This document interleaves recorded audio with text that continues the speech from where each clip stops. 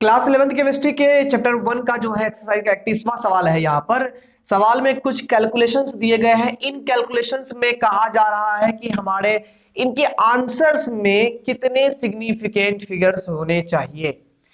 तो नियम अलग अलग है सिग्निफिकेंट फिगर्स पहचानने का। ध्यान दीजिए यहाँ पर, यहाँ आपको सॉल्व नहीं करना है, आपको सॉल्व किए बिना ही इन कैलकुलेशंस को देख कर केवल ये बतलाना है कि इनके आंसर्स में कितने सिग्निफिकेंट फिगर्स होने चाहिए। देखिए यहाँ पर इसमें क्या है कि जो मल्टीप्लाई डिवीजन का केस होता है उसमें आप प्रिसाइज वैल्यू देखिए।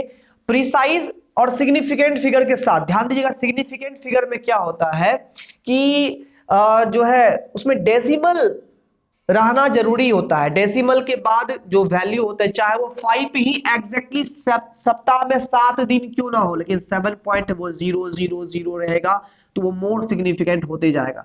तो डेसिमल रहना चाहिए, डेसिमल में ही, डेसिमल के बाद ही आप सिग्निफिकेंट फिगर आप चेक करोगे। ठीक है, तो डेसिमल रहेगा।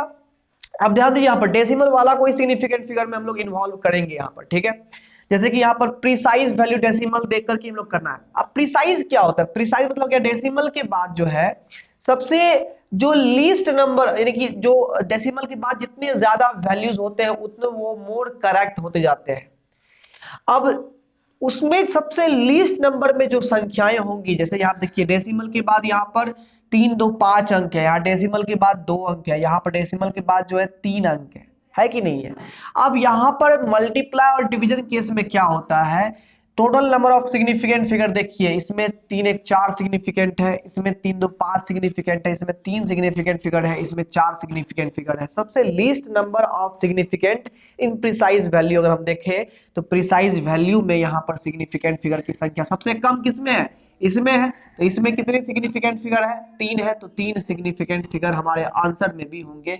ये हमारा पहला का आंसर हो गया।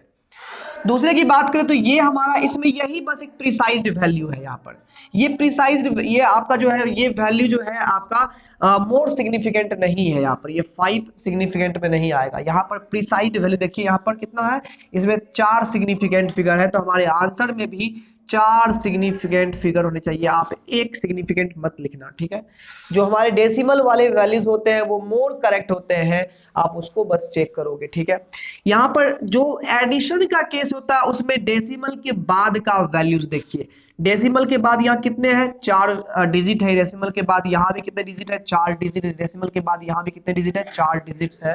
तो हमारे हमारे जो आंसर्स होंगे उसमें भी डेसिमल के बाद 4 ही डिजिट्स होंगे। तो यहाँ पर भी 4 ही सिग्निफिकेंट फिगर्स आएंगे। भले ही यहाँ पर देखिए ये सिग्निफिकेंट नहीं है, ये सिग्निफिकेंट है, ये सिग्निफिकेंट नहीं है, जोड़ने के बाद जो है यहाँ पर ये भी सिग्निफिकेंट फिगर के रूप में उतर जाएगा। 7 + 0 + 0 + 7 तो आएगा ना।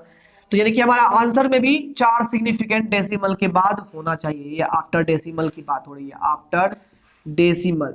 तो एडिशन सब्ट्रैक्शन में आफ्टर डेसिमल की बात देखना है आपको। और जो है क्या कहते हैं, और मल्टीप्लिकेशन डिवीजन में अगर बात करेंगे तो उसमें टोटल वैल्यू देखिएगा कि टोटल सिग्निफिकेंट फिगर कितने हैं। तो प्रिसाइज वैल्यू में सबसे least number of significant figure जो होता है वही हमारा क्या कहते हैं फाइनल आंसर में उतना सिग्निफिकेंट होगा। तो इन दोनों तो वही ने काम किया, और इसमें डेसिमल के बाद जितने सिग्निफिकेंट फिगर्स हैं वो हमारे काम देंगे। ठीक है ना, और इसमें भी वैसे जिसमें सबसे कम सिग्निफिकेंट होता है वही हमारा शुद्ध आंसर होता है, लेकिन यहाँ पर 4 सिग्निफिकेंट है इसलिए यहाँ पर 4 होगा आंसर। ठीक है, सब में 4 यहाँ टर्म्स है, 4 डेसिमल के बाद 4 सब में डिजिट्स है, तो 4 डिजिट्स है, तो हमारे सिग्निफिकेंट फिगर में भी 4 ही आंसर में आएंगे। तो कुछ कुछ नियम होते हैं सॉल्यूशन करने के, आप भी उन नियमों को अच्छी तरह से पढ़िए। कुछ कुछ नियम्स जो है आपको बहुत ही हो सकता है कंफ्यूजिंग वाला भी होता है। ठीक है ना, तो बेहतर तरीके से आप पढ़िए, आराम से समझ में आएगा। कोई डाउट रह गया तो कमेंट में जरूर आप अपना आंसर कमेंट में छोड़ दीजिएगा। मिलते हैं हम लोग अगले वीडियो में।